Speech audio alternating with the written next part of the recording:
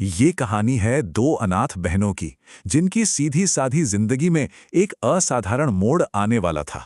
एक घने जंगल में दो बहनें रहती थीं, परी और रोशनी। दोनों लकड़ियां काटकर अपना गुजारा करती थीं। बहनें तो थीं, पर एक दूसरे से बिल्कुल अलग, और उनकी ये नोक-झोंक तो जैसे रोज की बात थी। पर उनकी बहस अचानक एक चीख से रुक गई, वो भी जंगल के उस हिस्से से जहां कोई नहीं जाता था। रोशनी तो बुरी तरह डर गई। उससे गांव वालों की वो कहानी याद आ गई, 3 आंखों वाले साए की। लेकिन परी का दिल डर से ज्यादा बड़ा था। उसने तय कर लिया कि वो मदद के लिए जरूर जाएगी। दोनों बहनों ने उस मां से वादा किया कि वो उसके बेटे को ढूंढकर ही रहेंगी। अपनी कीमती लकड़ियां भी वहीं छोड़ दीं। अंदर एक साधु थे जो सोहन की देखभाल कर रहे थे। वो बेहोश था, लेकिन अब बिल्कुल सेफ था। सोहन को उसकी मां से मिलाने के बाद उस बूढ़ी औरत ने एक ऐसा सच बताया जिसने सब कुछ बदल दिया। पता चला कि उनके माँ बाप को सालों पहले एक दुष्ट जादूगरनी ने गांव की रक्षा करते हुए कैद कर लिया था। इस सच ने उनकी दुनिया ही पलट दी। वे फौरन उस साधु के पास वापस गईं जो उनकी मदद कर सकते थे। साधु ने उन्हें 2 चमकते हुए हार दिए, जो पानी के अंदर जिंदा रहने की उनकी अकेली उम्मीद थी।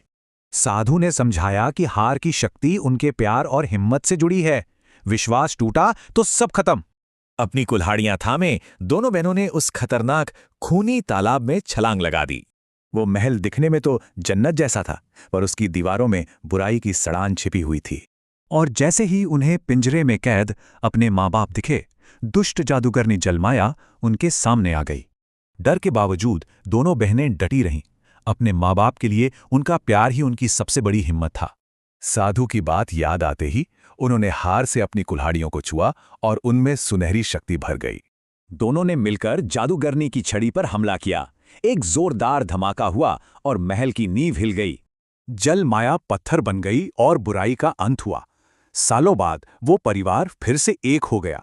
किनारे पर साधु उनका इंतजार कर रहे थे। उन्होंने बताया कि उनकी परीक्षा पूरी हो चुकी थी।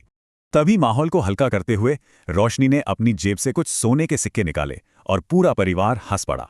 परी और रोशनी की कहानी यही दिखाती है कि प्यार से पैदा हुई हिम्मत किसी भी अंधेरे को हरा सकती है।